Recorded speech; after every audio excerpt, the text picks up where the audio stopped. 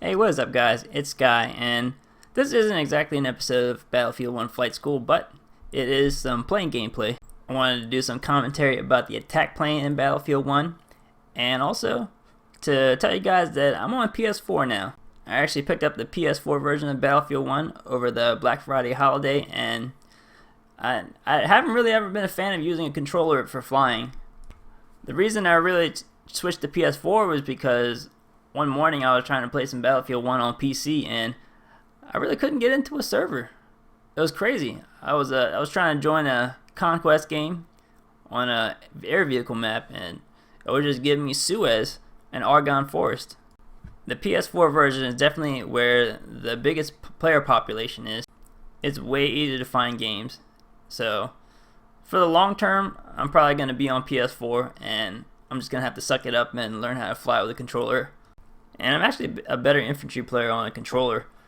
I've pretty much been a console FPS player ever since Call of Duty Modern Warfare 3 and Battlefield 3.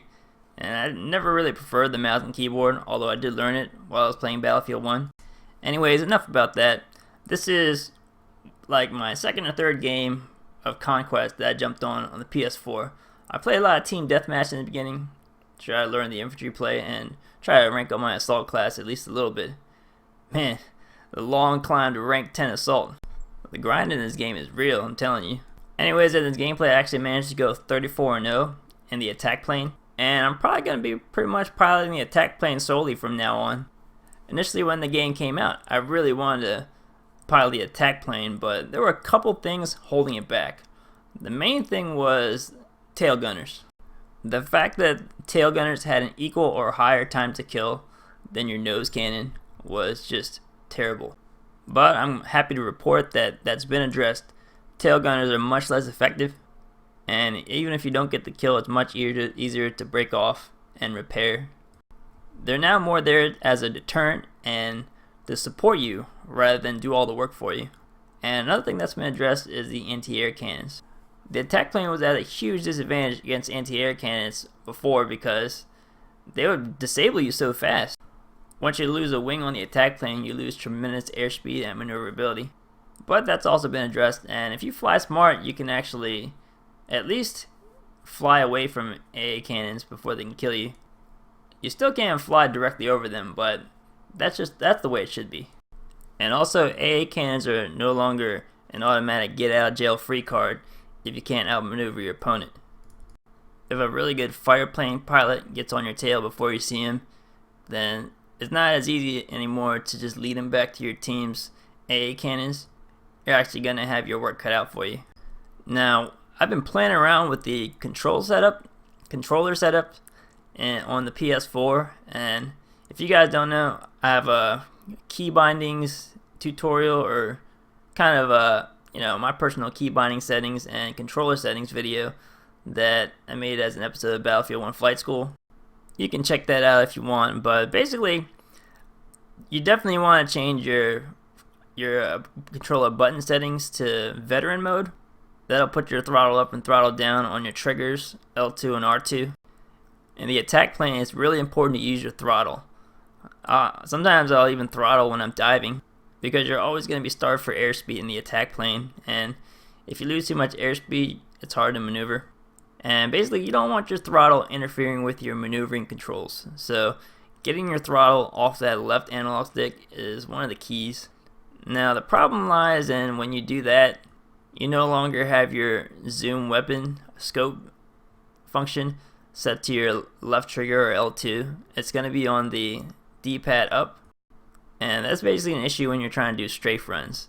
Now, you can do the legacy sticks configuration, which puts yaw and pitch on your right analog stick, and then you can still zoom your view by hitting D-pad up and still be able to adjust your aim.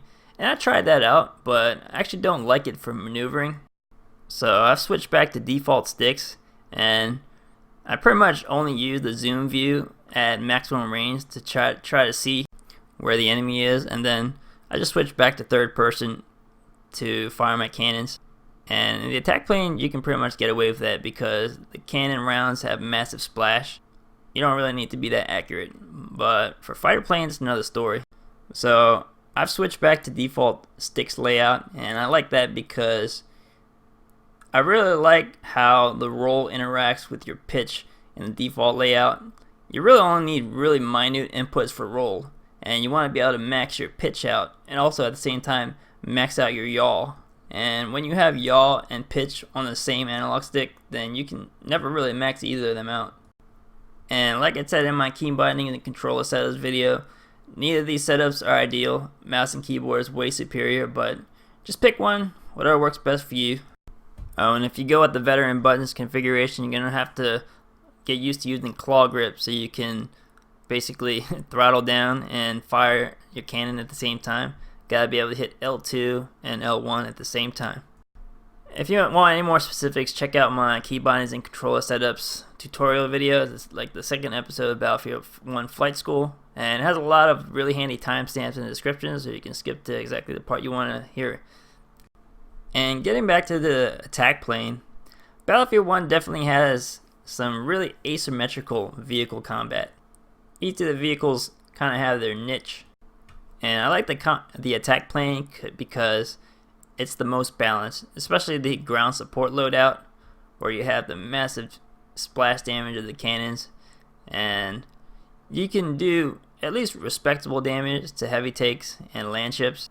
It's going to be more of a team effort to take out a land ship, but you can actually single strafe a light tank down. But as far as air-to-air combat is concerned, you're going to have the advantage on bombers and lesser attack plane pilots.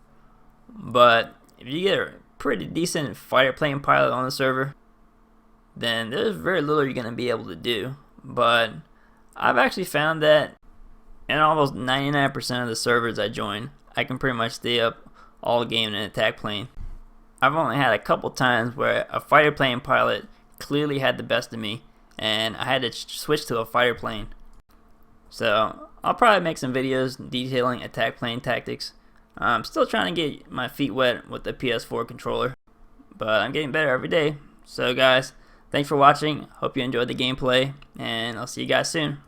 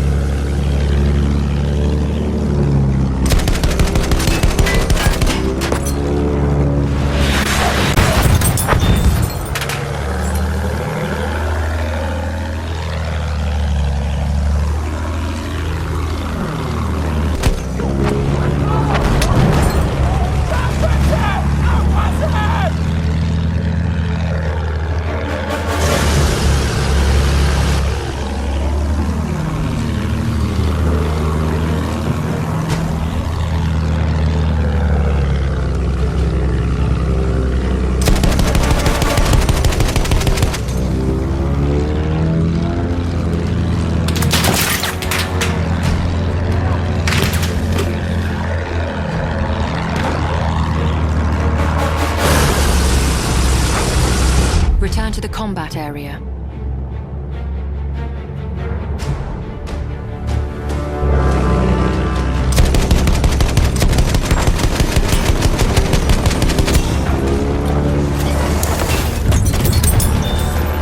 We have lost objective butter.